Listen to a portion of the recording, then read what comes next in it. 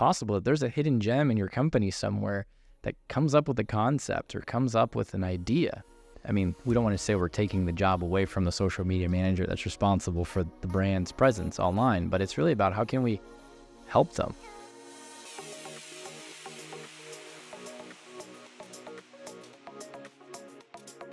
Hey everybody, Reggie here with Vista Social's Beyond Social podcast. I'm here with Vitaly today, and we're going to try to answer a couple of questions, or at least get to talking about a couple of questions, which are, how big should your social media team be? Who should be on your social media management team?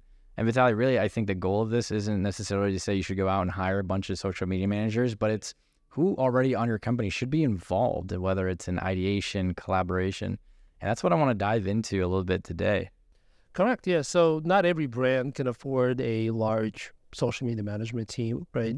And there are so many different facets to managing social media and putting out content and responding to comments that it's possible that lots of folks within other areas in your organization can certainly contribute, whether it's, say, contributing an idea of what the social media post could be about, commenting on an existing idea. Let's say the company's planning to do an announcement, like increasing the visibility and getting people to, let's say, comment on that idea, provide more thoughts.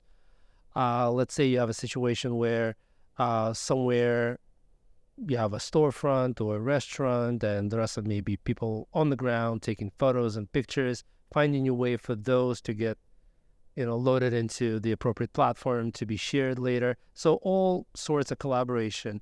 You might have processes around reviewing content. And by the way, so the more people you involve, obviously, naturally, you'll be concerned about quality of the content and, who ultimately decides what goes out. And none of that has to be sacrificed, because you should implement content workflows where people create it, other people sort of approve it.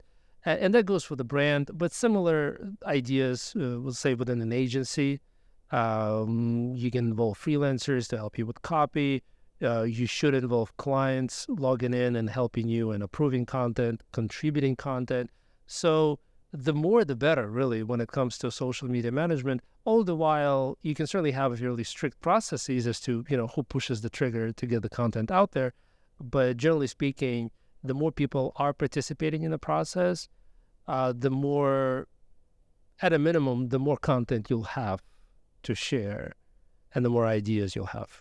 Yeah, absolutely. And I think when we're talking about participation, right, getting everybody's participation in there, if you're not using a tool that's going to be helpful around that, you're going to run into some blocks really easily, whether it's through spreadsheets. I mean, most of these networks don't have an easy way, whether it's TikTok or Instagram or Facebook, to collaborate that seamlessly, right? And so I think it's really important as you're considering bringing in, your compliance team, your graphic designers, your copywriters, whoever that is, into the fold of the workflow or the life cycle of a post, that you keep in mind as you're picking a tool, and then creates a collaborative environment that's easy to use, so you're not using 15 different tools, but it's also easy to, like you said, can I approve? Can I make sure that the right people can collaborate, but we're not accidentally seeing posts go out that are drafted or not quite ready for prime time, right? Yeah, absolutely. So I think, again, this is not to be confusing sort of the notion of many people involved with many people having too much access, right? So you do have a need for getting people involved, but not to the point where people can somehow publish content, respond to comments without having enough permissions to do so. And unfortunately, the social networks themselves are not very well suited to this concept and to this process, because they are single user type environments. So realistically, for an organization that wants to post natively, that is, post on platforms themselves, it's practically impossible to implement the process where enough safety checks will be put in place to ensure that throughout that participation, something that's not supposed to go out doesn't go out. But luckily, there are plenty of social media management, and Vista Social is certainly one of them. But that's really the way to go here, is to have a platform, add all your users, assign the necessary permissions, implement the necessary checks and balances. And you're right, there are concerns around, say, content ideation, where let's say your social media management team needs help, your marketing team needs help, and that's where the rest of the team could potentially help. But there are more serious concerns, say, around compliance.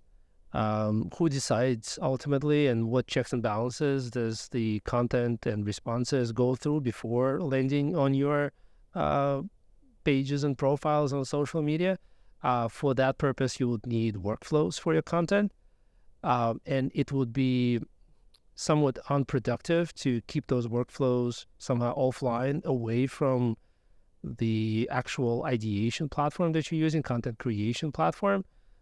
So for that reason, an environment where the legal team has a say, the content team has a say, the content producers or the videographers, graphic designers, that everybody just has like a single platform that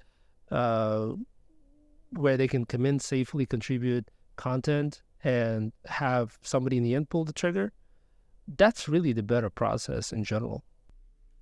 So I do want to talk a little bit about also, when we talk about participation, how crowdsourcing really ideas or concepts could, I mean, we don't want to say we're taking the job away from the social media manager that's responsible for the brand's presence online, but it's really about how can we help them, right? How can we, I mean, we had an episode about employee advocacy, and I think at this point, I'm not sure if it's already live or is about to be live, but we talked about really the culture behind advocacy, right? An employee that loves the brand, that somehow is so bought into the concept of what the brand stands for, that they'll gladly post on their socials, messaging around, or even, wear a Vista social shirt, for example, in my case. So I think it also comes around that sometimes when we're not thinking about crowdsourcing social, it's possible that there's a hidden gem in your company somewhere that comes up with a concept or comes up with an idea, because they're in there every day, whether it's the customer success team member, whether it's the client-facing onboarding person, salesperson, whoever it is, they know the brand. And to an extent, they understand the voice, the concept, the vision. And so don't be afraid of empowering them to be able to come into a tool like this to help you with ideation, really crowdsourcing social ideas. Yeah, and also the cost, right? So this is sort of like a hidden benefit that you can get from others on your team, instead of, say, hiring more into your marketing team, right? Just because you need that extra work done. Well, many employees are multitaskers to begin with. They participate in different projects. They get different assignments. They handle logistical tasks as well as their job duty tasks, right? So this is no different. The idea that they could take part in a process of helping create content for their company, not even necessarily maybe the creative sense, right? Because obviously graphic design or certain, that's a skill-based kind of participation. But certainly, and you're right, there could be really key players on your team, because mind you, all of them are already on social media. So it's quite likely that they are pretty good at posting social messages, and they are quite good at the tone of voice and the emojis and the hashtags. And so I would not be surprised that that's basically free resource that you have and you are underutilizing if you are not getting everybody involved. But again, I think if you're not getting somebody involved, it's maybe more a function of maybe a tool that you're using or not using to manage your social. Obviously, if you're doing it directly, your options for multi-user kind of environment are very limited. So I think the tooling comes into play. But again, your employees are masters of social media. And just because, listen, it's 2024, it's 18 years now. Is it, when did Facebook launch? 2008, 2007? So it's got to be like at least 15 years of Facebook, and MySpace is like, 20 years since that got launched. So everybody is knowledgeable. It's like, say, I don't know, you have a technology company and you have two programmers, only to find out that everybody else on your team can also code. Obviously, you would want to get that out of them too, right? So, you're right. It's the hidden it's a hidden technique, and with the proper tooling in place, proper platform. Again, social media management platforms there are quite a few of them, and we're just one of the players. But certainly a really good tactic for a brand, and for an agency, it's similar. An agency may be interested in finding ways to help that customer with the help of an intern, let's say, or with the help of a friend or a colleague, or and even maybe the client themselves who wants to participate. So with the right tool in place and with the ability to set proper permissions, this becomes a risk-free proposition, right? So this becomes a process where you take no risks, and you get more value, you get more activity, and that activity eventually translates into more results. So plain and simple, in my opinion.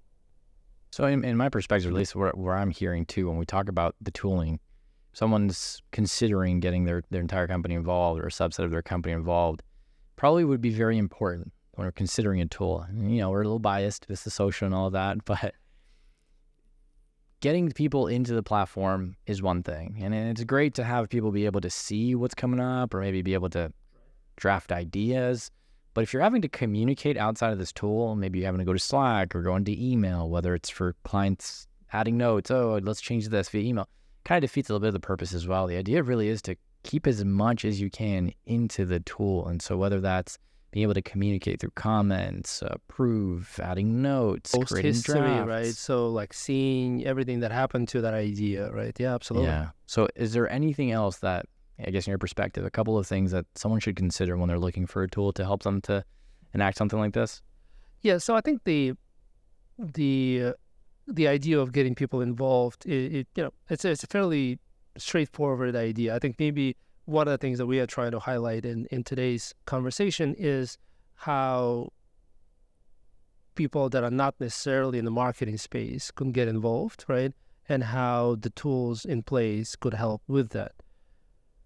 I should point out that you can easily implement something similar with, let's say, content management system that feeds into the proper tool, right? Where obviously social media management platforms aren't content management platforms, right? That are great workflow-oriented content management platforms that would handle a lot of the content curation, workflows, and then they spit out a message, right?